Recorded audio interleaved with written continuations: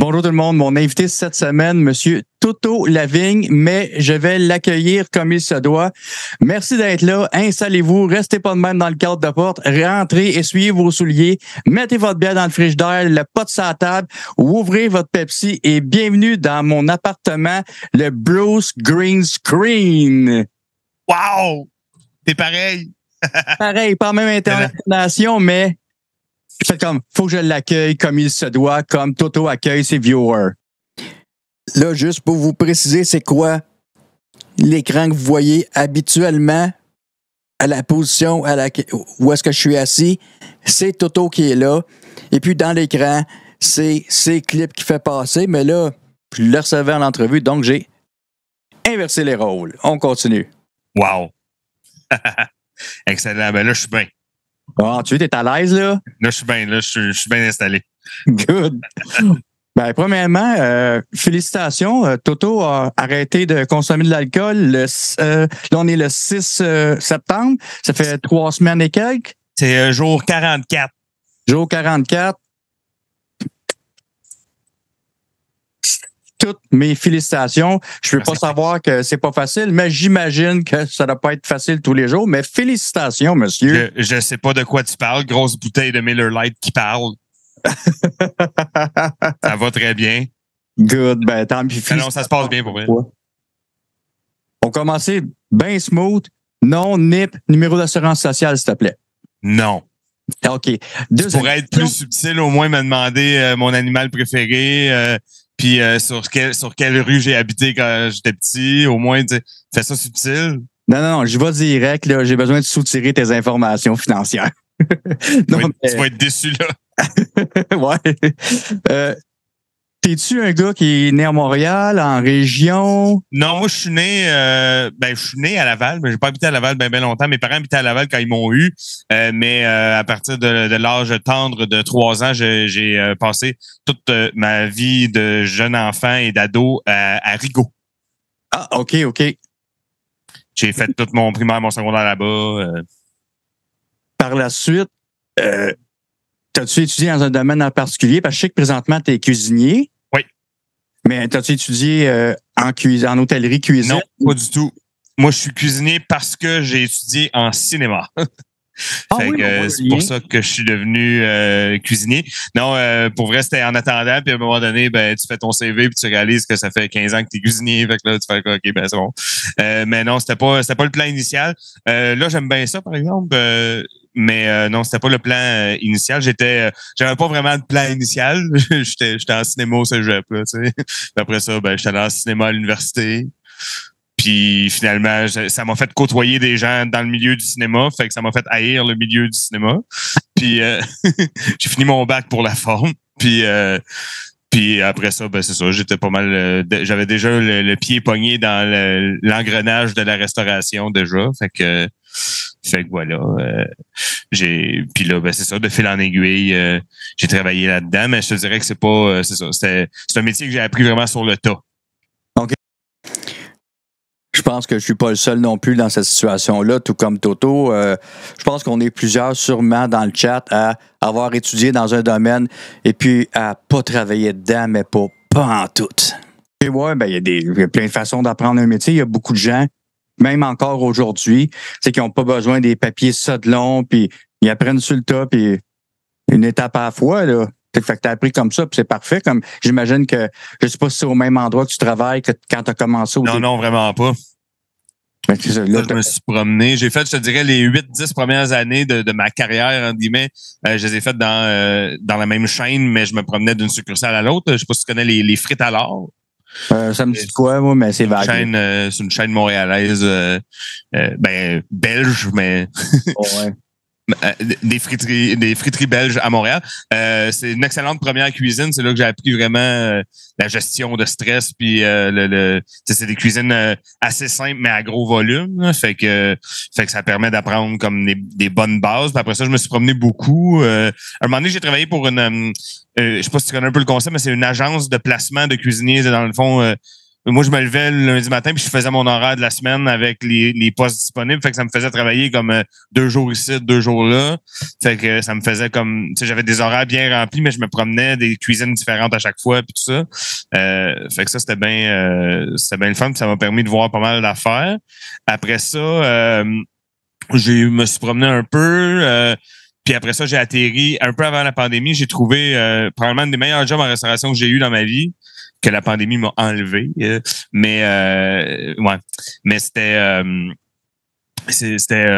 pas cuisinier en fait, c'était dans l'entrepôt d'un restaurant qui s'appelle Les Enfants Terribles à la place Ville-Marie, au top de la place Ville-Marie. Ça c'était vraiment un job de rêve là, je travaillais, on était un département à part entière, mais c'était juste moi et mon boss, on gérait l'entrepôt. Fait qu'on s'entendait super bien, ça allait super bien. La pandémie a décidé que non. Mais la pandémie m'a permis de faire la chaîne. Sans la chaîne, pas de pandémie. Non, sans pandémie, pas de chaîne. En tout cas, t'as compris. Oh, ouais. C'était une des questions d'ailleurs où j'allais, mais on va y revenir plus tard. Ouais. Mais c'est ça. Puis là, après ça, quand Justin Trudeau a décidé qu'il arrêtait de me payer à rien faire, il a fallu que je me trouve une job. Puis j'ai atterri dans la cuisine communautaire où je travaille en ce moment. Et puis le communautaire, c'est vraiment très, très différent et pour le mieux. Là. Oui. Mais c'est gratifiant aussi en même temps. Ah ouais, vraiment. Là, j'ai du monde qui vient de me voir pour me dire merci, si c'était pas de vous autres, je mangerais pas. T'sais. C'est pas rien, là, de se faire dire ça. Là. Ça fait changement des tables d'hôtes à 80$ que les gars, ils typent pas puis ils s'en sacent. Puis ouais, les commentaires que tu reçois en plus, c'est comme j'ai vraiment l'impression d'avoir aidé quelqu'un. Ah ouais, vraiment. L'impression, là, t'as aidé quelqu'un là, puis pour l'aider à survivre quelque part. Là. Ben oui, c'est ça, là, souvent, parce que nous, c'est ça, c'est vraiment de l'aide alimentaire là, qu'on fait. Nous, on fournit entre 1000 puis 1300 repas individuels par semaine à des particuliers puis à des organismes. On est une petite équipe pour faire ça, on est 3. Fait que, c'est des grosses semaines, mais c'est vraiment gratifiant. Puis, l'équipe avec laquelle je travaille aussi, mon boss puis mon collègue, on est vraiment comme committed là, à la cause puis tout ça, fait que ça fait du bien. Lui aussi, mon collègue, il venait aussi du privé, écœuré pas mal du privé, fait que là, voilà. Ton podcast, dans mon pick-up, je sais pas si on dit ton feu podcast ou éventuellement un retour. Et c'est à glace. OK. C'est à glace. Ça, c'est un podcast où est-ce que tu faisais jouer de la musique country, right? Exactement. C'était le concept, c'était que j'accueillais les gens dans mon pick-up le vendredi pour leur servir une caisse de 12 de tunes country. Ouais. Qu'on dégustait chaque semaine ensemble. Je t'avouerais que je l'avais déjà mis un peu sur la glace avant d'arrêter de consommer, mais là, je t'avouerais que c'est un peu c'est comme dans tous mes projets, c'est celui qui était comme le plus associé à la boisson. Fait que là, j'attends un petit peu avant de le recommencer. Là. Good move. Bonne affaire. Mais d'ailleurs, vous pouvez toujours aller sur Balado Québec, puis tes épisodes. Ils sont encore toutes là, je pense, mais ça dépend. La première année et demie, mais après ça, on a transféré sur Twitch, puis là, ils sont plus là ceux qu'on a fait sur Twitch. OK. En tout cas, il faut quand même trouver quelques épisodes pour vous donner une impression de ce que c'était. Je l'ai déjà écouté, même si le country n'est pas ma musique de prédilection, mais je l'ai écouté et c'était très bon, malgré tout. C'est ça. Ça, c'est un peu, je fais ça avec la lutte aussi. J'aime ça amener le monde à des affaires que, tu dis, voyons, me semble, j'aille ça, la lutte. Ouais, mais écoute mon show de lutte pareil ou écoute mon show de country pareil. Tu vas sûrement trouver quelque chose que t'aimes ou, voir ça d'un angle que t'avais peut-être pas vu ou, des affaires de même. Justement, t'as amené un autre sujet, la lutte. Mm-hmm. Je vois qu'aussi, dans ton... chez Bruce Green Screen, yes. Du bonhomme de lutte. Donc, puis j'ai regardé d'autres archives. T'aimes la lutte, ça c'est clair. Oui. C'est-tu quelque chose qui est venu dans ton enfance? Tu regardais ça avec ton père, ton grand-père? Non, en fait, même dans ma famille, c'était d'aller à contre-courant un peu que d'aimer la lutte. La lutte, c'est très... moi, mon père, c'est un homme de théâtre, c'est un homme de lettres. OK. C'est un gars... Nous autres, c'était Radio-Canada, radio qui jouait dès le matin chez nous. Puis quand on se mettait, parce qu'on avait une heure où on avait le droit de... On pouvait pas ouvrir la TV avant telle heure le soir. Là. Puis quand on ouvrait la TV, c'était Radio-Can d'habitude. Là, Super. Non, ben mon père écoutait Radio-Can pas mal, c'est ça je veux dire. Puis c'était plus non, la lutte c'était pas très c'était pas très bien vu chez nous. Ben c'était pas mal vu non plus, mais je veux dire mon père il trippait pas là-dessus partout. Non, c'est moi et mon cousin quand on a eu 10-12 ans là, on a commencé à tripper là-dessus bien raide. Moi, il y a quelque chose là-dedans qui me parle encore. J'écoute moins, mais ça c'est vrai dans ma vie en général, j'écoute moins ce qui se fait actuellement dans tout. Les films actuels, je suis moins plugué. La TV actuelle, je suis pas plugué pendant tout. Les choses qui se font actuellement, parce que moi, je suis comme en retard. Tu sais. Quand le monde me dit hey, t'as-tu vu telle série sur Netflix? Je suis comme hey, j'ai même pas fini toutes les téléromans de Guy Fournier encore, de moi une chance. Ouais. Fait que, moi, je suis comme en retard. Là. Ce qui se fait aujourd'hui, moi, l'écouter dans 20 ans. Mais fait que la lutte, c'est la même chose, mais il y a quand même dans cette... Moi, j'appelle ça une forme d'art, en fait. La lutte, pour moi, c'est vraiment une façon... pour moi, c'est une façon de raconter une histoire qui est aussi valide pour moi que le théâtre ou la musique ou la littérature ou peu importe. Fait que il y a beaucoup de gens qui le voient comme un sport. Je te dirais que la majorité des gens voient ça plus comme un sport. Puis là-dedans, il y a ceux qui voient ça comme un sport puis qui aiment ça. Puis il y a ceux qui voient ça comme un sport, mais qui trouvent pas que c'est valide vu que c'est arrangé, entre guillemets. Fait que c'est sûr que je me suis souvent battu contre ça, là, parce que c'est souvent, quand tu dis j'aime la lutte, il y en a tout le temps un qui pense qu'il va t'annoncer que c'est arrangé, là, tu sais. Ouais, ben ça, il y en a tout le temps un qui est comme you know it's fake, right? Puis t'es comme oh, pour vrai? Je le sais. Puis Arnold Schwarzenegger, c'est pas un robot. Puis Leonardo DiCaprio, il était pas sur le Titanic. Puis tu sais, c'est pas grave. Là. Comme arrête de spoiler les fins de film, là. Non. C'est ça. Mais tu sais, à un moment donné, oui, mais tu sais, moi, j'écoute pas ça comme un sport, fait que ça me dérange pas cet aspect-là. La lutte, j'ai jamais regardé. Ben, je sais que j'ai regardé quoi, 2-3 secondes plus jeune quand ça passait, mais tu sais, juste des courts extraits. J'ai jamais aimé ça. Jusqu'à temps, là, quand je dis jusqu'à temps, tu vas voir où est-ce que je vais aller, que quelqu'un me dise hey, viens voir ça, c'était pas de la lutte professionnelle, là, c'est de la lutte de village, là, de quartier. Ouais. Là, j'ai fait comme OK. Fait que tu sais, oui, on va dire entre guillemets, c'est arrangé, right, pas de problème avec ça. Mais c'est pas juste un sport, c'est pas un divertissement, c'est les deux, là. Mm-hmm. Ben oui. Ils sautent de haut, ils se rentrent dedans, puis c'est pas fake se rentrer dedans de la façon que j'ai vu ça, là. Non. Pas en tout. Fait que j'ai fait comme ouais, OK. Mais ma perception à moi, c'est plus intéressant live quand t'es là qu'à télévision. Ce que je viens de dire, c'est j'ai vraiment pogné de quoi. Pas aïe, c'est bien le fun, je vais revenir à chaque semaine. Non, c'est pas ça. C'est quand tu vois le lutteur X qui grimpe en haut d'un airs, qui saute sur l'autre, puis l'autre se fait ramasser. C'est spécial live, là. À la télévision, je suis comme, zéro intéressé. Live, une fois de temps en temps, oui, ça pourrait, là, mais ouais, le voir en vrai, c'est pas pareil. Ben, ça, c'est sûr. Mais ça, je te dirais que, tu sais, même si quelqu'un qui aime pas Metallica va aller voir Metallica au Stade olympique, va aimer ça, là, tu comprends? Puis aller voir de la lutte live, c'est sûr que c'est la meilleure façon parce que c'est sûr que tu vas passer une belle soirée pareil. Ah oui. Moi, j'aime pas le baseball, mais j'ai des super beaux souvenirs de games de balle avec mon père au Stade. Là, live, c'est vraiment extrêmement différent. Là, puis c'est vraiment une affaire. La lutte, c'est une affaire de passionnés. Puis quand t'es là live, ben tu le vois, c'est des gars qui ils ont la même passion que s'ils étaient à WWE devant 60 000 personnes dans un aréna, mais sont à Hochelag devant 200 personnes. Puis ils ont la même passion, puis ça, c'est communicatif, ça, veut pas, tu sais. Ben, là, t'embarques dedans, puis tu te mets à haïr ou à aimer quelqu'un, puis là, tu cries « Oh, vas-y! » Je vous dis, je l'ai vécu. J'ai pas embarqué à fond, là, puis à crier, mais il y a des bouts, j'étais vraiment impressionné, là, de les voir aller. Ah ouais, vraiment. C'est pas juste un pied, là, 5-6 pieds, puis t'as le ramassé par la gorge. J'ai fait comme, OK, wow, là, j'avais pogné de quoi, là. Ouais, puis tu sais, il y a une phrase célèbre d'un commentateur de lutte qui dit en réponse aux gens qui disent c'est fake, il dit how do you learn to fall off a 20-foot ladder? Tu sais, comment tu fais pour faker ça? T'sais, une fois que tu tombes, là, ça. Ah, ils se font mal pour vrai, là. C'est pas parce que tu le sais que tu vas tomber que ça fait pas mal. Mais voilà. Des fois, juste un move moins planifié, puis paf, c'est fini, là. Tu viens de te casser un bras ou peu importe quoi, là. Puis moi, souvent, Dom, je compare ça à du cirque, en fait. ça va être aussi impressionnant pour moi que des trapézistes ou des acrobates sur des échasses de 25 pieds. Il y a quelque chose là-dedans. C'est des athlètes, ces gens-là. Les gens du cirque aussi, c'est des athlètes, mais ils font pas de sport, mais c'est des athlètes, tu comprends?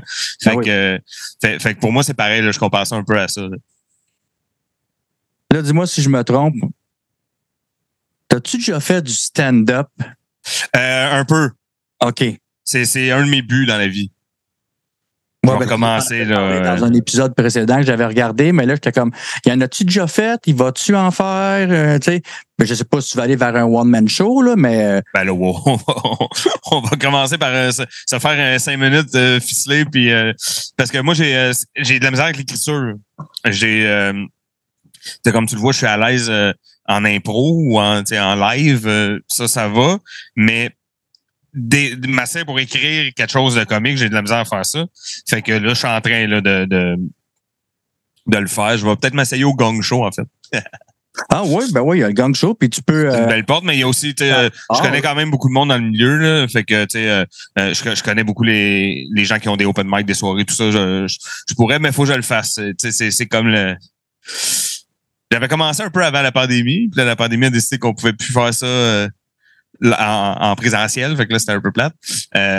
Mais ouais, c'est un de mes buts. J'ai beaucoup fait de scène dans la vie là, dès mon plus jeune âge. Là. Je n'ai fait beaucoup du théâtre, de la scène, de l'animation, peu importe. J'ai toujours été là, dans mes écoles, dans les camps de jour où j'allais, ou ben même à mon cégep, j'étais comme le go-to guy quand t'avais quelque chose à animer ou quelque chose à présenter. Là, fait que ça, oui, j'ai ça. Fait que là, t'es sur la ligne de OK, je veux y aller. Oh non, peut-être pas de suite. Ouais, c'est ça. Parce que aussi, c'est très différent.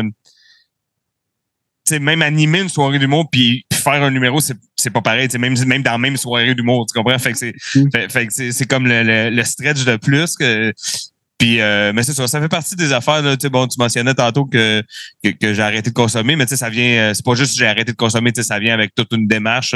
En plus, d'abord j'ai commencé par faire 3 semaines de thérapie pour arrêter, puis après ça, puis là, avec ça, c'est ça, vient un paquet d'affaires. Là, j'ai des projets que je veux lancer, mais j'y vais tranquillement.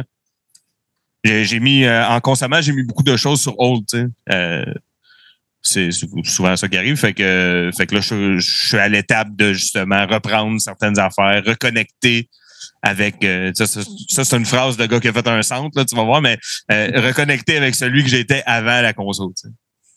Oui, ben ça paraît cliché, mais c'est ça pareil, tu sais. Ouais, puis au centre, il y en avait pas mal des clichés, mais les clichés, ils sont pas clichés pour rien. Donc, tantôt, tu as dit justement que ta chaîne Twitch est partie à cause de la pandémie. Ouais. Bon, moi, c'est la même chose, mes niaiseries, le sketch, tout, pandémie. Mais donc, ça fait presque 3 ans dans ce cas-là que tu streams. Un petit peu plus que 3 ans. C'est le 1er mai, notre date d'anniversaire, nous autres. C'est le 1er mai. Fait que on commençait le 1er mai 2020. C'est ça, là, j'imagine un peu comme toi, on s'est ramassé... Moi, en plus, la restauration a changé un peu depuis la pandémie, mais avant, on était tous sous-payés en restauration. Là. Puis moi, avec la PCU, je faisais 200$ par mois de plus qu'en travaillant 35 heures semaine. Fait que après ça, ils sont tous mis à chialer. Là, on n'a plus d'employés. Ben oui, c'est sûr. C'est sûr, c'est la PCU, on faisait plus d'argent. Pourquoi on retournerait travailler? Fait que puis moi, je l'ai vraiment vu comme une occasion là justement je me suis fait donner comme du temps puis de l'argent en même temps. Fait que là j'étais comme OK. Fait que je me suis équipé un peu. C'est sûr qu'au début on savait pas combien de temps ça allait durer, hein. On savait pas que ça allait être 1 an et demi la PCU. Fait qu'au début je me suis équipé, mais je me suis acheté un laptop là, un cossin. Tu sais quand le laptop il est comme trop léger. Là. Oh ouais. Tu dis c'est louche. Fait que là je rushais au début là, comme mettons des températures comme aujourd'hui, j'aurais pas pu streamer dans ce temps-là. En 2020, je pouvais pas streamer, la machine elle était comme nope. T'es en surchauffe, c'est clair là. Oh, ouais, vraiment là. Fait que c'est ça, au début le setup était assez rudimentaire. Mais finalement ça s'est mis de fil en aiguille. Je me suis mis aussi, au début c'était vraiment pour le fun, je savais même pas que j'allais faire. Je me suis parti d'une chaîne je l'ai appelé par mon nom parce que je savais pas, il y en a qui savent ce qu'ils vont faire un peu, fait qu'ils l'appellent, je sais pas moi, gamer de Zelda, mettons, parce qu'il sait qu'il va gamer Zelda tout le temps. Mais moi, je savais pas que je m'en allais pas en tout, fait que je me suis dit, bon, ben, Toto Living, puis on verra. Puis là, ben, c'était une plateforme pour diffuser du vidéo. Fait que là, j'étais comme, ben, j'ai plein d'archives. OK, on va commencer de même tranquillement. Puis là, ben, le monde se sont mis à aimer ça. Moi, je trouvais ça bizarre aussi. Ben ça, j'ai toujours eu ça dans la vie, là, ce sentiment-là d'imposture un peu. Là. J'en parle souvent sur ma chaîne aussi. Là. Ouais. Je te file là-dessus. Hein. Ouais, ben c'est ça, tu te ramasses, puis toi, t'as quand même des gros chiffres sur la chaîne, là. Fait que, tu sais, moi, des fois, là, je me ramasse, il y a 125 personnes qui regardent le mini-pot avec moi, ou ben qui regardent des belles histoires des pays d'en haut, puis là, t'es comme, pourquoi, tu sais, puis des fois, au début, je me souviens, je disais souvent ça à ma blonde, tu sais, j'étais comme, qu'est-ce qu'ils font? Pourquoi ils sont là? Tu sais, comme, ça me semble, c'est bizarre. Puis là, elle était comme, mais ils sont là pour toi, parce que moi, j'étais comme, tu sais, pourquoi ils vont pas écouter les belles histoires des pays d'en haut sur YouTube? Pas pareil. Puis ma blonde était comme, c'est parce qu'il y a personne qui se lève un matin puis qui est comme, me semble, je m'ennuie de Séraphin, il y a juste toi qui fais ça, tu comprends? Puis comme, tu sais, j'écoutais des vieux, je sais pas moi, mettons un épisode de Michel Louvain, là, Louvain à la carte, tu sais. Qui c'est qui se lève un matin puis qui est comme, hey, il me semble, je vais checker s'il y a des vieux Louvain à la carte sur YouTube, tu sais, personne ne fait ça. Mais moi, je me disais, ben, pourquoi il faut pas juste l'écouter sur YouTube? Mais c'est parce que c'est ça. À un moment donné, tu développes tes affaires, ta couleur, puis le monde, ils viennent pour toi, tu sais, te voir. Mais là, le fait aussi de l'écouter en gang et non tout seul dans son salon, là. C'est sûr. Seul dans son salon, c'est ça. T'as l'air pathétique, mais c'est juste moi qui le dis, là. Mais en gang, tout le monde peut commenter, puis c'est interactif, là. Puis c'est pas mal mieux de même, là. Ben c'est sûr, tu sais, puis tu sais le monde justement c'est ça, le monde va même rester quand c'est des en fait c'est souvent le monde va rester parce qu'on est plein de monde puis c'est le fun puis c'est pas des affaires qui écoutaient puis même tout le long ils disent voyons pourquoi on écoute ça, c'est bien plate. Mais moi je suis comme non, on écoute parce que c'est une archive qui existe. Puis moi c'est le seul critère que j'ai besoin pour l'écouter, c'est qu'elle existe, tu comprends? Fait que puis là des fois c'est ça, la question qui revient souvent c'est pourquoi on écoute ça, puis j'ai pas souvent de réponse. Je suis comme parce que c'est ça, ça existe. Fait qu'on l'écoute. Une collection immense de VHS puis de disques durs qui sont pleins parce que ça fait ouais, on est vraiment là-dedans. Là. Puis là, je dis on parce qu'il y a ma copine qui est pas mal avec moi aussi. C'est moi qui est de l'avant, mais c'est notre projet à nous deux. Là. Puis ma blonde, c'est ça. C'est elle qui numérise le plus les cassettes. On a toujours on a une station, là, une petite station de numérisage. Là. On a toujours une vidéo qui roule. Puis des cassettes qui numérisent. On s'abreuve aussi pas mal sur Internet aussi parce qu'il y a déjà beaucoup d'archives sur Internet. Oui. Faut savoir les trouver, faut savoir où chercher, mais il y en a déjà beaucoup. Mais là, on commence de plus en plus à sortir du stock comme inédit, là, qu'on pogne vraiment sur des cassettes.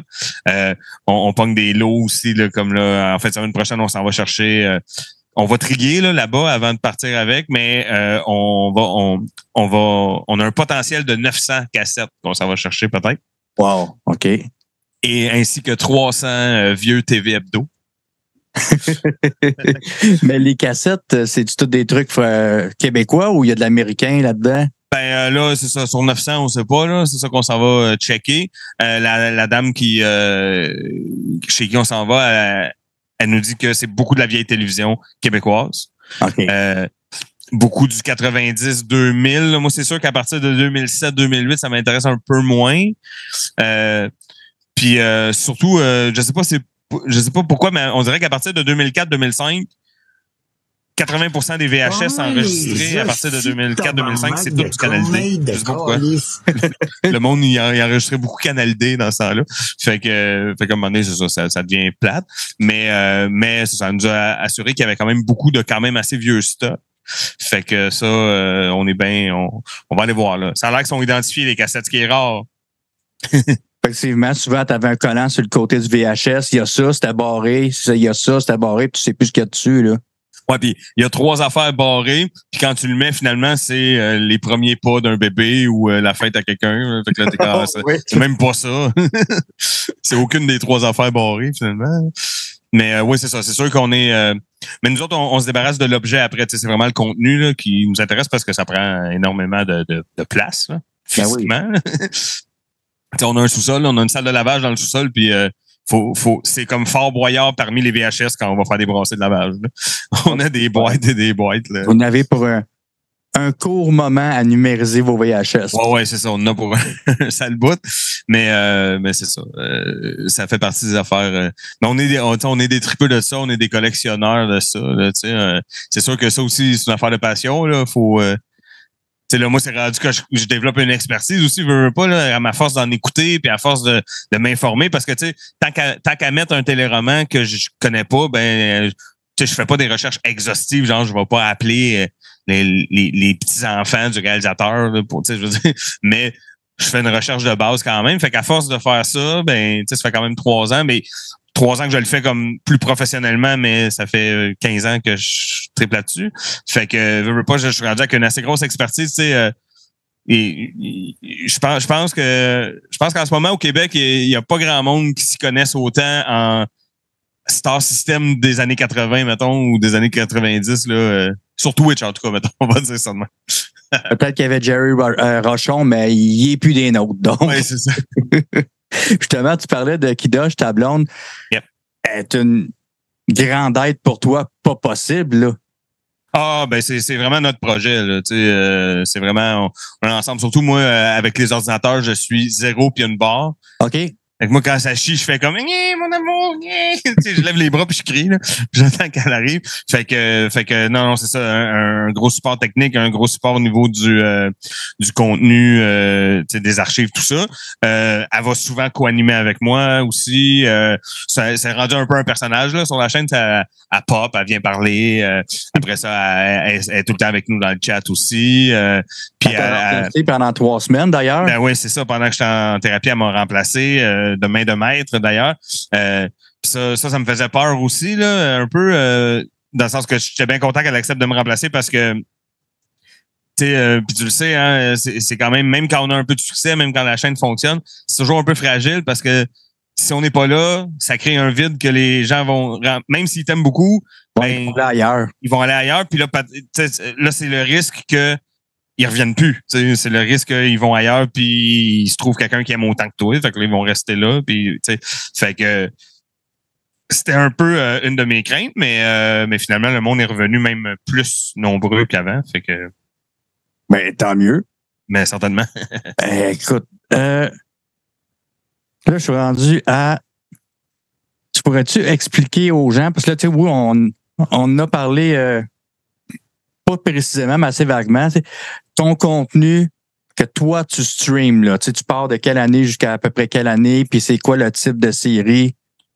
OK. Un genre de wrap-up sur ce que tu... Ouais. Ben, déjà, le concept, c'est... j'ai un appartement virtuel dans lequel on vit dans le passé. Ça, c'est vrai quand on parle, parce que j'ai pas juste les shows... J'ai pas juste les soirées où on écoute de la vieille télé, j'ai aussi, t'as mentionné dans mon pick-up, j'ai un show de lutte aussi qui s'appelle La lutte pour les nuls. J'ai un show d'histoire qui s'appelle L'histoire avec du gros H. Et qui est un des meilleurs noms de show que j'ai trouvé dans ma vie, fait que je le garde. Puis c'est ça, on a 2-3 niaiseries là, qu'on fait autres, mais c'est toujours sous le thème un peu de la nostalgie ou du passé. Évidemment, quand on parle d'histoire, ben là, c'est du passé souvent très, très lointain. Là. Moi, j'aime ça reculer bien, bien loin. Mais pour les soirées de télé, ben, déjà, moi, j'appelle ça des soirées de nostalgie interactive. Je propose des archives télé aux gens. Puis moi, si tu veux, le concept ou de la façon qu'il fait ça, là, ces soirées interactives, c'est super le fun. C'est nous autres, les auditeurs. Oui, il y a une liste de trucs, on va tout passer au travers, mais c'est nous autres qui décident de l'ordre. C'est super le fun. Semi à la blague, ce que je dis tout le temps, c'est que le but de la chaîne, c'est que quand on va arrêter de diffuser, c'est parce qu'on va avoir écouté 100% de la vieille télé qui existe. Tu comprends? Ça n'arrivera pas. Mais déjà parce qu'elle n'est pas disponible. Mais même si on l'avait tout, on pourrait pas. Mais c'est ça. Fait que, comme je disais tantôt, moi, le critère le plus important pour écouter une archive, c'est si elle existe. C'est pas bien compliqué. C'est sûr que je mets un peu une limite, comme je te disais tantôt, une limite pour quand est-ce que j'arrête. 2004-2005, je dirais. Là, c'est rare que je vais plus haut que ça. Il y a certaines affaires que oui. parce que, tu sais, des fois, on tombe sur une archive cool, puis là, en 2009, bon, on va l'écouter pareil, mais tu sais, c'est quand même rare. On se tient évidemment beaucoup dans les années 80-90, mais ça, c'est pas nécessairement une idéologie, c'est plus la force des choses qui fait que les archives d'avant les années 80 sont difficiles à trouver parce que c'était pas démocratisé, là, enregistrer de la télévision. Les années 80-90, c'est ce qui est le plus fertile en archives, là, je te dirais. Même moi, j'ai pas sinon de limite vraiment ni de temps ni de genre. Là. Ça m'arrive de passer des choses qui datent du tout début de la télé au Québec, les années 50. Quand j'en ai des archives des années 50, j'en passe. Puis au niveau de la nature, si tu veux, les archives, je me limite à rien. On écoute de la fiction, on écoute des quiz, on écoute de la télévision du matin, on écoute des émissions d'affaires publiques, de la variété, on écoute vraiment toutes les archives. Même récemment, The Price is Right, là. Ouais, puis c'est ça. Des fois, je fais une petite incursion dans le côté américain aussi, parce que j'ai la même passion, mais pas la même connaissance pour la télé américaine. Fait que, tu sais, c'est ça. Là, on a écouté The Price is Right, on a écouté un vieux Family Feud aussi de 1983. Fait que, tu sais, des affaires de même. Mais tu sais, on va un peu de tout là, dans une soirée, une soirée typique. Ça n'existe pas dans le fond. Parce qu'on peut aller vraiment n'importe où. Tu sais, des fois, on écoute du vieux Musique Plus en direct. Des fois, on écoute. C'est sûr que là, il y a des séries qu'on écoute régulièrement. Là, on a commencé Omerta, on va le finir. On a commencé Le Temps d'une paix, on va le finir aussi. Mais sinon, c'est assez hétéroclite, je dirais. Cette semaine, on a écouté un extrait un long extrait là, d'une vingtaine de minutes quand même d'une émission qui s'appelle Livraison spéciale. Ça te dit quelque chose? Non. C'était une émission qui a été diffusée pendant 2 saisons, 2 ou 3 saisons, là, dépendamment de comment c'était découpé, mais entre 1992 et 1994, c'était un magazine culturel pour adolescents diffusé en fin d'après-midi sur Radio-Canada, animé par Claude Legault. Oh, c'est bon, ça, OK. 92 à 94, là, fait que, tu sais, c'est ça. C'est le genre d'affaire que des fois, tu sais, je suis tombé là-dessus, j'ai fait « Oh shit, c'est bien hot! » Puis là, je l'ai proposé au vote, puis on a fini par l'écouter. Sinon, on commence aussi toutes nos soirées par... je sais pas si tu voulais qu'on aille là plus tard, mais en tout cas, on commence toutes nos soirées par Entre chien et loup. C'est très important, ça. Oui, ça, c'est comme le pre-show, là. Ouais, moi, j'y tiens beaucoup. Le monde chiale, là, parce que les comédiens sont pas bons dans Entre chien et loup, mais moi, je trouve que c'est ça qui fait que c'est bon. Ah oui, le mauvais est souvent bon, là. Ben oui, puis mais je suis content que tu dis ça parce que je vais faire un peu de pouce là-dessus parce que c'est quand même important pour moi de tu sais, c'est pas une chaîne comme ça, par exemple, tu sais, dans le sens que ma chaîne, c'est pas une chaîne où on fait, tu sais, mettons, je sais pas si tu connais les Geeks contre-attaque, eux autres, ils ont une phrase qui dit souvent c'est merveilleux. Eux autres sont là-dedans. Eux autres, ils vont dénicher, ils vont creuser, ils vont essayer de trouver l'affaire pas écoutable, puis là, ils vont comme nous forcer à l'écouter, puis tu sais, c'est un peu ça qu'ils font. Mais moi, je suis pas nécessairement là-dedans. Quand c'est So Bad It's Good, c'est bon aussi, mais c'est pas ça nécessairement que je cherche. Tu sais, je fais pas l'éloge de la médiocrité. Là. Pour moi, c'est bien important là, de ça. Puis en fait, pour moi, la seule variable importante, c'est est-ce que c'était le fun ou pas de l'écouter. Mais c'était-tu bon ou pas bon? On dirait que c'est pas à moi de juger ça, genre. Tu sais, moi, j'ai autant de fun. J'ai probablement plus de fun à écouter Entre chien et loup qu'à écouter des séries de qualité. Là, tu sais. De qualité, mais pas trop de budget, là, comme au Québec, disons. Là. Ouais, c'est ça. Tu sais. Non, mais même, mettons, tu sais, je sais pas, moi, il y a des séries télé que j'ai beaucoup aimées, comme, je sais pas, moi, Breaking Bad, mettons. Mais j'ai autant de fun à écouter Breaking Bad que j'en ai à écouter Entre chien et loup. C'est pas le même fun, il est pas à la même place, mais j'ai autant de fun, tu sais. Là, justement, tu parlais de ton show. Moi, j'ai bien porté attention. Tu appelles ça la nostalgie interactive Toto Away. Bon, Toto, oui. fait référence à l'ancien appareil la Vidéotron Vidéoway. C'est un système de votaison. Oui.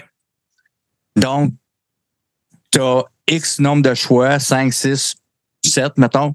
Puis ensuite, ben là, les gens, eux, choisissent ce qu'ils ont le goût de regarder. Et puis, C'est ça, c'est la démocratie. C'est les gens qui décident. Je te dirais que c'est de la démocratie un peu contrôlée, en ce sens que ça reste que c'est moi qui choisis les 5 choix de base. Bon. Fait que c'est un peu dans le fond, c'est un peu dans le fond choisir dans quel ordre on écoute les choses. Mais c'est ça. Ça permet déjà le côté interactif, ça permet aux gens de s'impliquer un peu. Au début, je décidais moi-même au début, là. Je disais, à soir, j'ai ces 4 archives-là, on va les écouter dans cet ordre-là, puis ça va être ça la soirée, tu sais. Mais finalement, je me suis rendu compte que c'était plus le fun d'impliquer le monde, c'était plus le fun pour moi, c'était plus le fun pour eux autres. Et ça nous donne du temps pour écouter des tunes farfelues, des tunes quétaines, ou en tout cas appelle ça comme tu veux, des tunes oubliées souvent aussi. Fait que ça, c'est toujours aussi un beau moment là, sur la chaîne, évidemment. Les tunes de vote qu'on appelle. On a nos classiques qui roulent. C'est souvent les mêmes qu'on met. Le monde aime bien ça. Puis Denis, là, ça tune bizarre, là. Joël Denis, ouais, ça c'est un de nos gros classiques. Bon, on en a plusieurs. Puis des fois moi-même, j'essaie de faire une espèce de rotation, pour toujours mettre les 4 mêmes. J'en ai comme une trentaine là, qui roulent. Mais c'est les gens souvent. J'ai vraiment essayé de trouver la toune, quand j'ai dit la toune bizarre de Joël Denis, là. Le gars devait être sa Peanut ou je sais pas quoi quand il a fait ça, là. J'aurais dû demander à Toto de me la fournir, là. Dans un prochain show, je vais vous la faire jouer. Vous allez vouloir... OK, je vais trouver une façon de le dire. Vous pétez la tête ces murs ou rire en même temps. Là. Ils vont me dire, hey, me semble, mettons, Joël Denis, me semble que c'est un bout que tu l'as pas mis, là. Ah, OK, tu sais. Des fois, il y a des tunes que j'essaie d'enlever carrément de la rotation, puis que finalement, c'est le monde qui sont comme, hey, me semble que ça fait longtemps qu'on n'a pas entendu telle tune, là. D'ailleurs, j'avais appris, en regardant ton show, je savais même pas que l'actrice Louise Portal chantait. Quand oui. Elle chantait, là. Remarque, t'es pas obligé d'être limité dans un talent seulement, mais je savais pas du tout qu'elle chantait. Ouais, mais même en fait, ça a été, tu sais, à un moment donné, elle était juste chanteuse. Puis à un moment donné, c'était Louise Portal, la chanteuse, cessait au petit écran. Okay. Puis là, elle est devenue comédienne, tu comprends? Au début, c'était vraiment ça qu'elle faisait, oui. Ça, c'est une de nos bonnes tunes, ça. Une de nos bonnes tunes de vote, là. Le Matou. Quelle chanson. Quelle chanson. Ah, ce succès incroyable. À chaque année, t'as le mois Michel Forgette. Oui, monsieur. Je vais y aller avec que c'est ça. Ça peut pas être plus clair comme question. Écoute, je te dirais que comme beaucoup de choses dans ma vie, c'est une joke qui a dégénéré. Tu comprends? OK. ça va être écrit sur ma tombe. Ça. Toto Lavigne, c'est une joke qui a dégénéré. C'est ça qui va être écrit. C'est nice. Parce que au début, c'était juste drôle de dire j'ai pris un comédien que je connaissais pas tant que ça, que je me souvenais de face, puis que j'étais comme, il me semble, il a joué dans plein d'affaires, lui. Puis là, je me suis dit, ça serait drôle de consacrer un mois par année à quelqu'un d'un peu random, tu sais. Puis ça a été de même un bout, là, tu sais, ça c'est dans le temps que je faisais des soirées hebdomadaires. Puis pendant le mois de mai, c'est ça, je mettais un petit peu plus de niaiserie qu'il y avait Michel Forget dedans, mais tu sais, c'était vraiment pas élaboré. Puis là, quand la chaîne s'est pointée dans ma vie, là, j'avais une vraie plateforme de diffusion. Fait que là, je me suis mis à élaborer ça un peu plus. On appelle ça le MIMF, hein, le mois international de Michel Forget. Mais quand je dis que c'est une joke qui a dégénéré, c'est parce que finalement, on y prend goût. D'abord parce qu'il y a énormément d'archives de lui. Il a joué dans beaucoup d'affaires pendant très longtemps. C'est un gars qui apparaît à la télévision pour la première fois en 1972-73. Donc, c'est un gars qu'on peut voir beaucoup dans plein d'affaires. Juste en pub, là, au dernier MIMF, j'ai fait une soirée pub. J'ai passé peut-être 80% de ces pubs, pas 100%. Puis on a écouté pendant 4 heures, là. Tu comprends? fait que c'est un gars qui a fait beaucoup d'affaires. Certaines plus de qualité que d'autres, certaines plus drôles ou cocasses à regarder que d'autres, certaines vraiment bonnes. Je pense, par exemple, déjà dans ses comptes, moi, ça, je suis vendu, c'est très bon. Il tient le rôle principal dans la première, ou en tout cas un des rôles principaux dans la première saison d'une série qui s'appelle Le Dernier Chapitre. Je sais pas si tu replaces ça. C'est une série qui était... de biker, là? Ouais, une série de bikers qui se passait, c'est ça, dans le monde du crime organisé, des gangs de motards. Lui, il joue Bill Gannett, le policier en charge de l'enquête. Il y a Roy Dupuis là-dedans aussi, Dan Bikiba, plein de monde de même. Michael Ironside, oui. C'est bizarre un peu parce qu'il y a des bouts de doublés, là. C'est comme un peu bizarre. mais ça reste une très grande série. Du tac au tac. Du tac au tac, c'est... je remplace Entre Chien et Loup par du tac au tac pendant le mois de mai. OK. Avant les streams. Parce que ça, c'est vraiment, moi, Mario Duquette, là, comptable agréé et agréable. C'est vraiment, pour moi, c'est très important dans ma vie. Mais c'est ça. Puis, un moment donné, la blague, c'est comme estompée, puis on a continué à le faire parce que c'était devenu une fun. Le monde, ils attendent le MIMF. On chante la Parisienne ensemble, son jingle. Ouais. C'est la Parisienne. Bon. Fait que, tu sais, fait que c'est devenu comme une espèce de petit happening. Mais en même temps, je me suis rendu compte, d'abord, j'ai découvert là un comédien quand même de talent. On a beau, tu sais, c'est sûr que si ton seul souvenir de lui, c'est la Parisienne puis les pubs de Canadian Tire, t'as peut-être pas le meilleur échantillon, là, parce que pour vrai, il tire très facilement ou très bien plutôt son épingle du jeu souvent.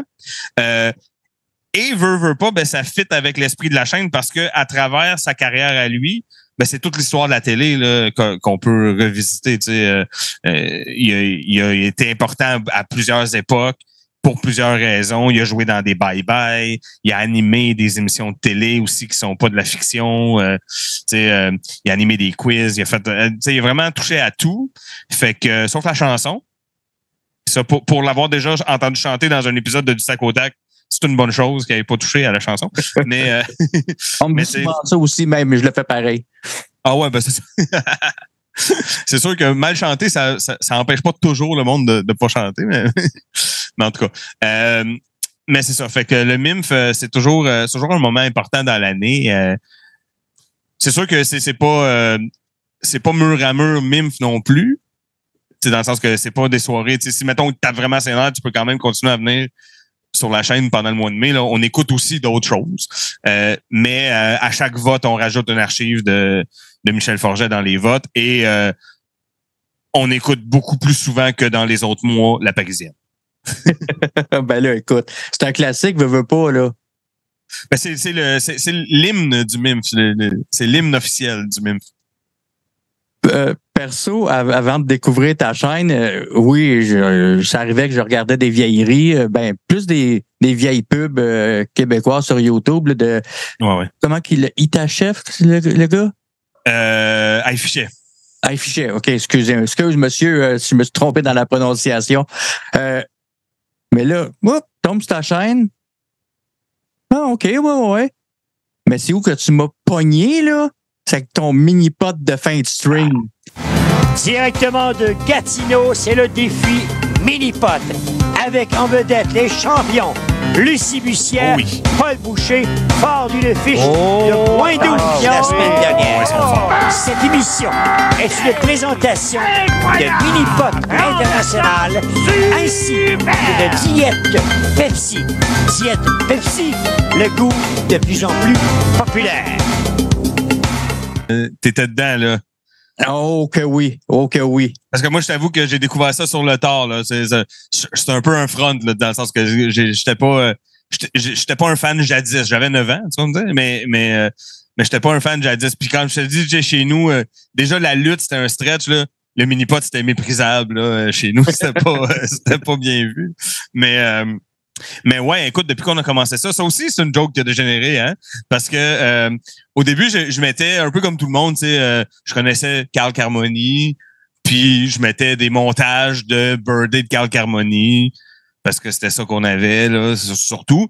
Puis à un moment donné, ben, ça faisait longtemps que j'avais pas checké s'il y avait du nouveau mini-pot sur YouTube, parce que ça occupait pas non plus mes pensées tant que ça. Puis à un moment donné, je me suis dit, je vais checker, puis là, je suis tombé sur 3 saisons complètes intégrale, plus plein d'autres épisodes un peu disparates de d'autres saisons. Et j'ai commencé à les diffuser en fin de stream. Ben, en fait, au début, c'était dans les votes. Puis à un moment donné, ben là, vu qu'on avait les saisons complètes, ben je les ai mis en fin de stream. Puis ça aussi, l'ironie est vite tombée, je te dirais. Au début, on rigolait. Serge Vleminck, il est drôle. Carl Carmoni, boude tout le temps, c'est niaiseux. Mais à un moment donné, ça passe au bout d'une couple de matchs. Puis tu deviens, pour vrai, investi. Pour vrai, là, dans les games, c'est pas une joke, là. T'es sur le bout de ta chaise, puis t'as hâte de voir comment un tel va réagir, puis est-ce que Lucie Bussière, elle va être dans sa game à soir, puis Jocelyn Noël, il va-tu être on ou ben... Hein?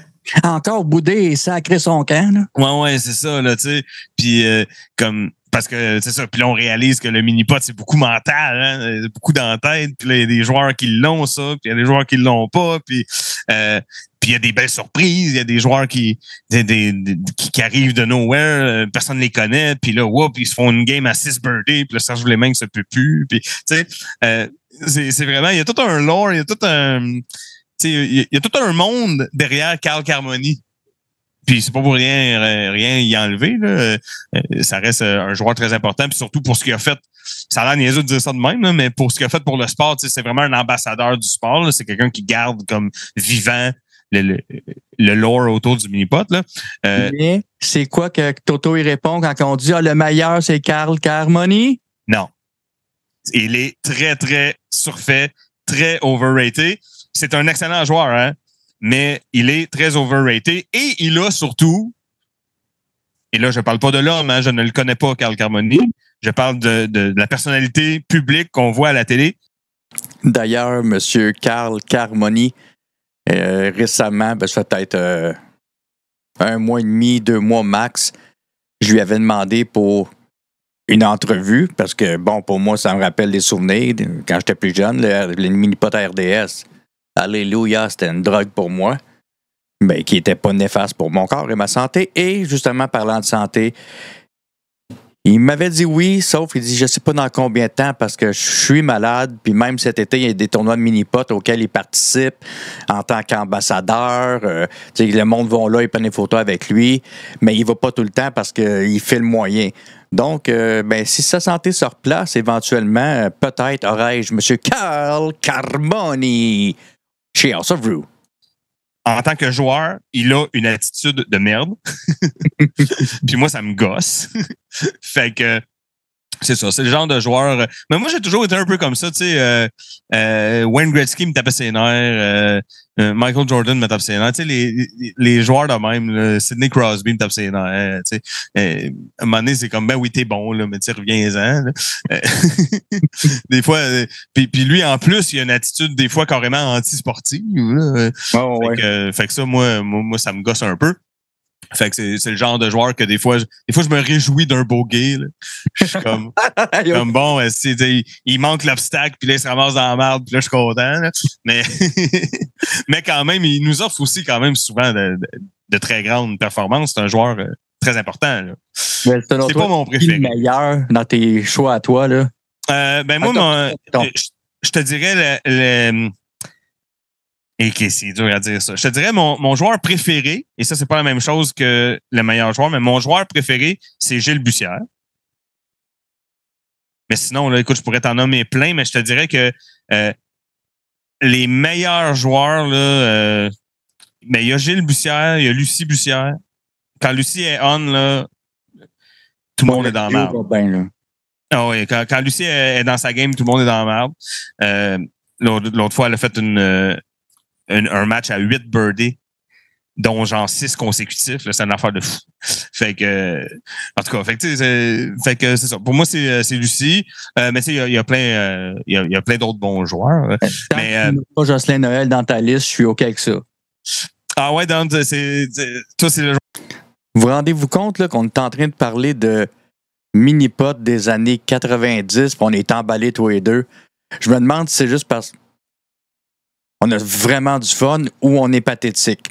Ça reste à voir. Joueur que t'aimes pas, genre? Ah non, pas pantoute. Tu disais que Carmoni a une attitude de marde. lui, là, aller faire du boudin après sa game parce qu'il a perdu, là. Ouais. Non. Oui, puis c'est toujours aussi, ça, c'est pas quelque chose que Carmoni a. Mais Jocelyn, il a ça. C'est toujours, des fois, il va préparer ses défaites avant même d'avoir joué, tu sais. Ouais, mais tu sais, il mouille, là, puis il vente, là, tu sais, puis ici, à Gatineau, là, le terrain est pas top. Ben, va jouer ta game, là, puis on verra après. Tu sais, moi, ça me gosse, là. En bon québécois, c'est va jouer puis ferme ta gueule. Ouais, tu sais, c'est le genre de joueur, tu sais, c'est comme, on avait tout un ami là, qui blâmait la manette tout le temps là, au Nintendo. Là. Non, c'est lui. Là. Ouais, mais le joystick est collé. Non, t'as perdu ta gueule. Mais tu sais, en plus, Jocelyn, moi, ce qui me fait rire de Jocelyn Noël, c'est que c'est un des premiers joueurs analystes de l'histoire de RDS. C'est-à-dire que au lieu de prendre un vrai analyste, on prend un joueur parce que c'est sûr que dans le monde fermé qu'est le mini-pot, c'est probablement celui qui s'exprime le mieux, de loin, parce que c'est pas des communicateurs, hein, les joueurs de mini-pot, c'est pas des communicateurs, ce n'est pas ça leur métier. Les autres, c'est birdie. Mais Jocelyn s'exprime donc bien par rapport aux autres joueurs de mini-pot, mais il s'exprime pas nécessairement bien dans la vie pour autant.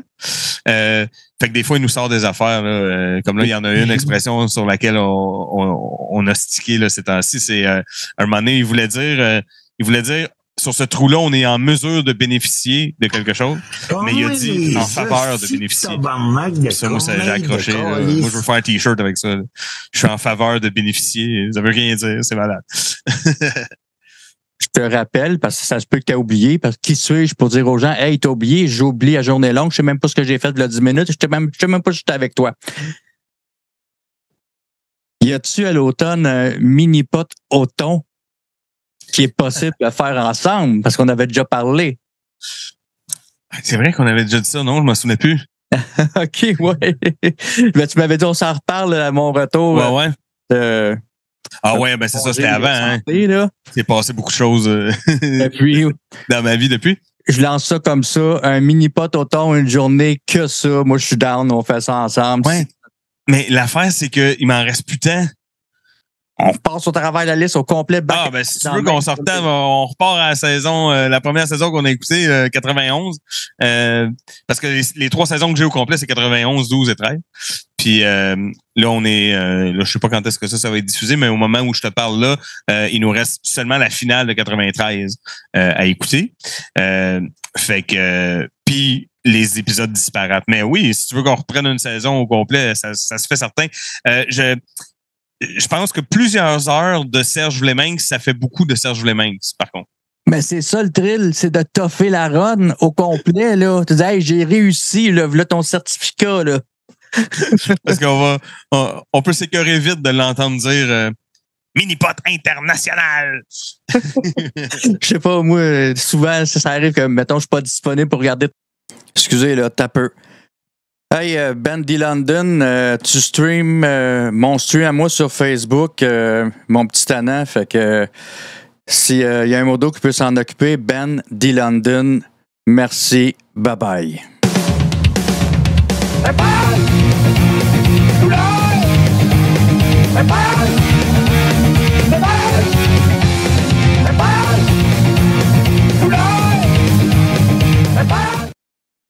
On continue, merci. Ton show. Fait que là, j'ai pas écouté le mini-pot à soir. Je vais aller direct à la fin avant de recommencer. Ouais. C'est passé, là. Écoute, prends le temps que tu veux, plug toutes tes affaires, ta carte blanche. Ah, OK. Même si c'est de la porn, pas de trouble, vas-y. Dis tout ce que tu veux plugger. L'humanité n'a pas besoin de vidéos de porn avec moi dedans. Ça va déjà assez mal de même. Mais il y a une affaire qu'on fait sur la chaîne à chaque année, un peu comme le MIMF, que je voulais plugger. Mais ça fait pas assez longtemps peut-être que tu suis la chaîne pour savoir même qu'on fait ça. Mais à tous les mois de décembre, là, ça se peut qu'on commence même un petit peu avant, mais en tout cas, pendant le temps des fêtes, la chaîne se transforme un peu, le contenu change un peu. On fait l'intégrale des bye-bye. Wow, OK. On se tape. C'est pas malaisant là-dedans, là. Toutes les bye-bye. Il y a des bye-bye qui ont extrêmement mal vieilli. C'est pas les plus vieux, en plus, ironiquement, les bye-bye des années 70, par exemple, ont mieux vieilli que les bye-bye des années 80. Il m'a traité d'imbécile. Au secours! C'est la troisième, ça va être la 4e fois là, qu'on le fait. Cette année, on change un peu la formule. Par contre, on les écoutera pas dans l'ordre. On va se faire une formule au hasard. Je sais pas comment qu'on va, je sais pas encore comment on va faire ça, mais on va finir par toutes les écouter, mais au hasard. Là, quand je dis toutes les écouter, on se rend pas en 2023. Là. On arrête. Moi, j'ai mis un moratoire de 10 ans. Fait que là, on est en 2023, fait qu'on va se rendre en 2013. OK. Mais ça commence en 68 quand même. Là-dessus, là, de 68 à 2013, il y a 7 années où il n'y a pas de bye-bye. À la fin des années 90, début 2000, il y a 7 ans où il n'y a pas de bye-bye. Fait que ça fait quand même énormément de bye-bye. On essaie d'en écouter au moins 2, des fois 3 par soir, des fois 4, dépendamment de comment ça va. Ça, c'est toujours un moment intéressant dans l'année aussi, parce que c'est les bye-bye, c'est évidemment extrêmement figé dans le temps, hein, parce que ça se veut une rétrospective de l'année, et c'est une très bonne fenêtre pour justement parler du passé, parler de l'histoire, parler de politique, parler de plein d'affaires, parce que ça touche à plein de sujets, et ça touche au sujet que les gens qui ont fait le bye-bye à cette époque-là jugeaient assez important pour en faire un sketch. Fait que c'est un bon échantillon des affaires importantes qui se sont passées dans une année. Fait que c'est ça. Puis on fait aussi dans la foulée, on écoute aussi d'autres rétrospectives de l'année. Je pense à celle des Bleus Poudres. On en écoute quelques-uns. On écoute évidemment les bye-bye de Rock et Belles Oreilles, mais on écoute aussi les grandes liquidations des fêtes qu'ils ont fait quand ils étaient à TQS. Fait que c'est toujours un moment intéressant dans l'année. Il y avait eu aussi à un moment donné un genre de rétrospective, mais de la fin du monde était à 7 heures. Ça avait été tapé live le 31 décembre, mais je veux dire que je m'en souviens pas. C'est quelque chose que tu as dans tes archives. On a des extraits, on l'a pas au complet. OK. J'étais là en enregistrement, c'est pour ça que je voulais. OK. Ouais. OK, non, ça, j'ai pas ça. Mais comme je te dis, j'en ai des petits bouts, là, mais pas au complet. Mais c'est ça. Fait que ça, c'est tout notre temps des fêtes là, est consacré là-dessus. Puis sinon, à chaque printemps aussi, on ressort des soirées canadiennes. Oui. Si t'as manqué ça cette année, mais à chaque printemps, on sort des soirées canadiennes. On en écoute plein. Ça aussi, il y a tout un lore là-dedans. Moi, j'ai mes soirées canadiennes préférées. Il y en a que j'haïs, il y en a que j'aime. Il y en a, bon. Mais il y en a maudit, là, des soirées canadiennes, là. Ah ben, écoute, il y a à peine, peut-être, je dirais 60% des soirées canadiennes qui se sont rendues à nous, puis il y en a quand même vraiment beaucoup. Fait que imagine. Parce que c'est un show qui a duré vraiment très, très longtemps. Fait que voilà, ça, c'est ce qu'on fait comme au niveau vieille télévision sur la chaîne. C'est ce qui se passe le plus souvent. Sinon, ben comme je te disais tantôt, mais là, je vais faire des plugs plus précises. Là. Une fois par mois, je fais une édition de Dans mon pick-up. C'était une fois par semaine avant, mais là, je vais le ramener une fois par mois. Mais c'est ça, comme je te disais, j'attends un peu, là, peut-être qu'au mois de septembre, on va le skipper, mais à partir d'octobre, je pense que ça devrait se faire. Fait que c'est ça. Ça, c'est mes shows qui reviennent une fois par mois. J'ai dans mon pick-up, j'ai la lutte pour les nuls. Parce que moi, je me base, tu disais que tu n'aimais pas ça, la lutte, mais moi, ma théorie, c'est il y a 2 types de personnes dans la vie, ceux qui savent qu'ils aiment la lutte puis ceux qui ne savent pas encore. Fait que, moi, mon travail, c'est de vous faire réaliser que finalement, vous aimez ça. Il y a aussi l'histoire avec du gros H qui va revenir bientôt. Là. Au mois de septembre, je vais en faire un aussi. Ça, c'est plus... dans le sens que, tu sais, c'est pas... j'essaie que ça soit pas plate, là, mais c'est un petit peu plus... c'est plus moi qui parle, là, mettons. Tu sais, je prends un sujet que j'aime bien, que je maîtrise, mais évidemment, je vais agrémenter le show avec des archives souvent de vieux shows d'histoire.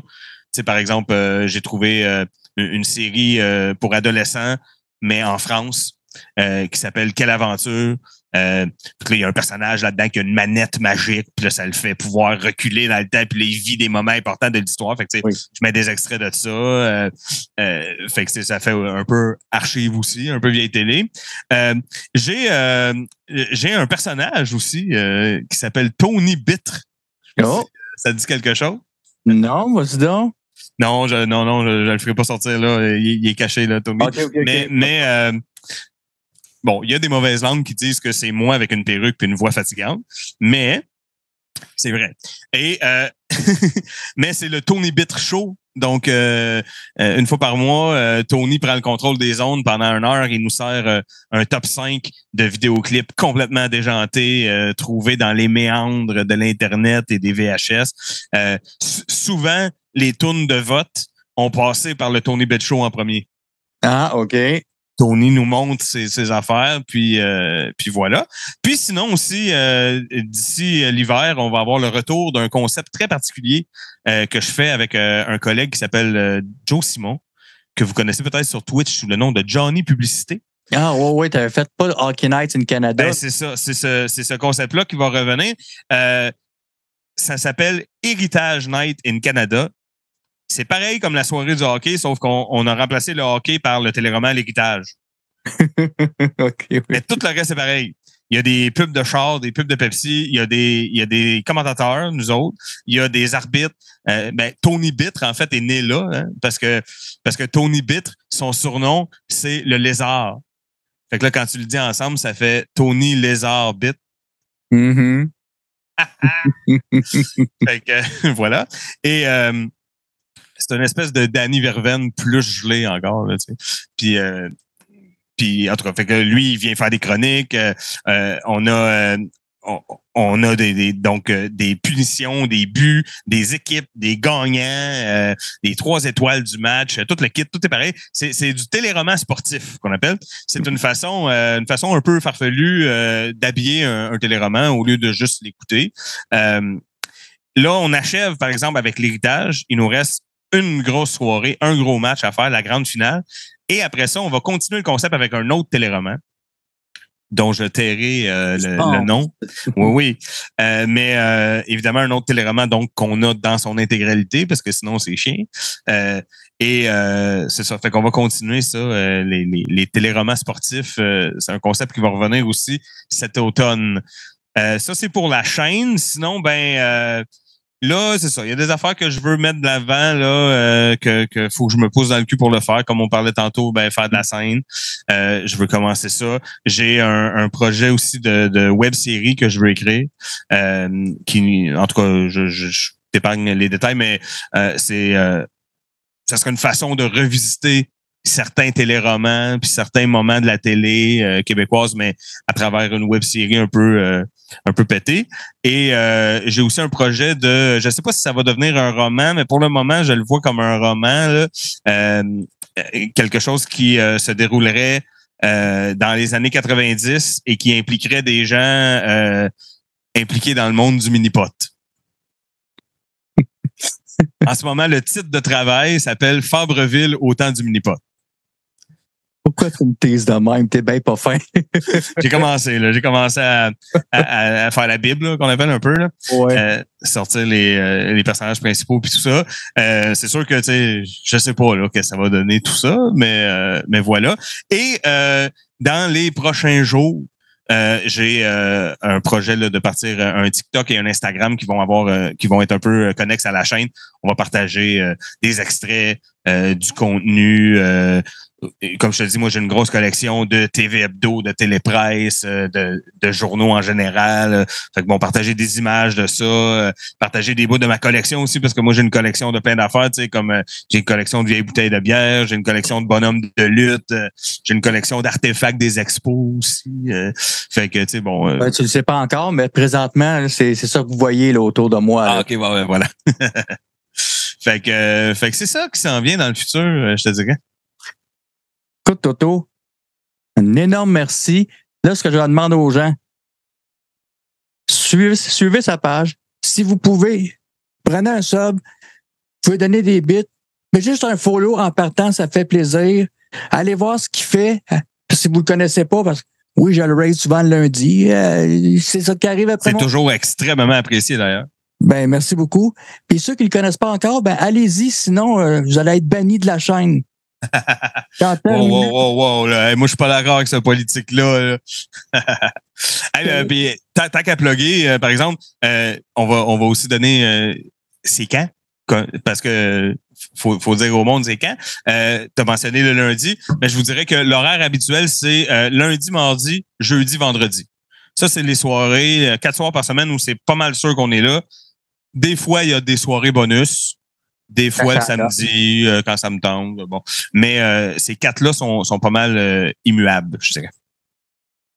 Toto, en finissant, je te laisse avec quelque chose que tu... Là, la fin de ça, quand Toto reçoit un sub, un abonnement, c'est la toune qui vient avec. Fait que je vous l'explique pour pas vous demandiez, ben c'est quoi ça? Tu connais super bien. Prends ta canette.